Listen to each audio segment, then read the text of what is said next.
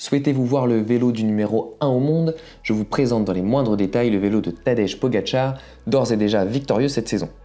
Comme le petit cannibale, il nous réserve bien des surprises.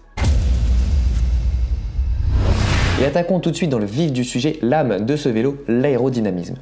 Le slogan de Colnago pour ce cadre est conçu pour défier le vent. En tout cas, les coureuses puis les coureurs du AE ont fait briller la machine dans les bordures au milieu du désert dans des étapes ventées et hyper rapides. Passons aux détails, Colnago affirme avoir réduit la surface frontale de 19% par rapport au V4 RS, vélo avec lequel Pogačar roulait jusqu'à maintenant et a tant brillé ces dernières saisons. Cette réduction est en grande partie due à ce cintre, le CCY1, qui adopte une forme d'aile prévue pour réduire la séparation du flux d'air.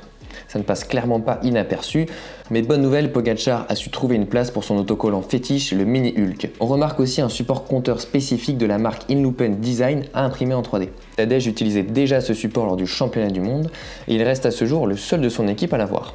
Son Wahoo Element Bolt est ainsi bien camouflé et bien verrouillé grâce à ce système de quart de retour. Le vélo du champion du monde se doit d'être spécial et celui-ci ne déroge pas à la règle avec de l'arc-en-ciel de partout, sobre et classe sur un blanc nacré du plus bel effet. Cette classe est d'ailleurs la seule chose qui rappelle un Colnago, une marque qui nous a habitués à des designs plus classiques dans sa lignée historique, mais qui cette fois nous propose un design totalement futuriste avec notamment cette arrière du vélo en Y. Une roue presque carénée et le tube de selle déportée qui font bien plus penser à un vélo de contre-la-montre. On s'étonne d'ailleurs de l'homologation UCI. Souvent qui dit aéro dit moins rigide et pourtant Colnago annonce que les formes de ces tubes améliorent le confort, l'aérodynamisme, mais aussi la rigidité de 3,5% précisément. On retrouve également à l'arrière sur le collier de selle un collier pensé pour mettre la plaque de cadre. Revenons à Tadej Pogačar qui roule sur un modèle en taille M avec un cintre de 37,7 cm en haut et 40 cm en bas, un flair que l'on retrouve beaucoup sur les cintres du peloton professionnel et une potence de 125 mm. Aucune entretoise sous la potence pour une position plus agressive, plus aérodynamique et aussi pour se rapprocher de celle qu'il a sur son V4 RS avec une douille plus basse. Il utilise une selle physique Argo Vento, donc imprimée en 3D avec rail carbone, avancée comme d'habitude au maximum, donc avec un recul de 0 mm, qui lui donne cette position caractéristique très avancée sur le vélo. Passons du côté des composants. Pogačar et toute l'équipe UAE roulent désormais avec des roues Envy, ici les 4.5 SES, les mêmes qu'il utilisait sur les étapes de plaine du Tour de France. À l'origine développées pour Paris-Roubaix, elles sont présentées comme un modèle polyvalent. Entre autres caractéristiques, elles ont une largeur interne de 25 mm, ce qui est vraiment beaucoup. Ils chaussent des pneus Continental Grand Prix 5000 TT, donc le modèle de contre-la-montre avec un coefficient de roulement plus faible, mais aussi une résistance à la crevaison et une usure plus importante, même si c'est évidemment pas son problème, et en 30 mm, donc malgré les tendances actuelles, ça reste plutôt dans la fourchette haute montée en tubeless. Côté transmission, peu de changements par rapport à l'an passé, si ce n'est un, c'est que Shimano est désormais officiellement un sponsor de l'équipe Emirati,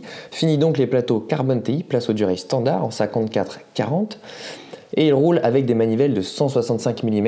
Et évidemment, on ne pouvait pas passer sous silence la taille des manivelles tant Tadej a lancé une tendance, une mode dans le monde du cyclisme professionnel, mais pas que, à tel point que les marques, toutes les marques, pas seulement Shimano, présentent des ruptures de stock sur les manivelles plus courtes. Si je puis me permettre, ils n'arrivent pas à suivre la cadence. La cassette est une Shimano 1134, nul doute qu'elle pourra être adaptée selon le profil. En revanche, Carbon TI fournit toujours les axes traversants des roues et les disques de frein de 160 et 140.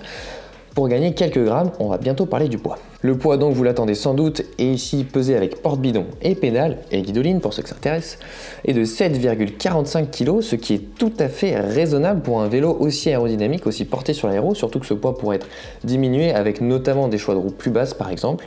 Et je suis, en voyant le poids, plutôt surpris que certains coureurs, comme je vous l'ai dit, utilisent le V4 RS en montagne. On verra ce que Tadej fait, notamment face à une concurrence rude sur le Tour de France par exemple. Jusqu'ici, il avait un seul modèle de vélo et donc on ne se posait pas la question.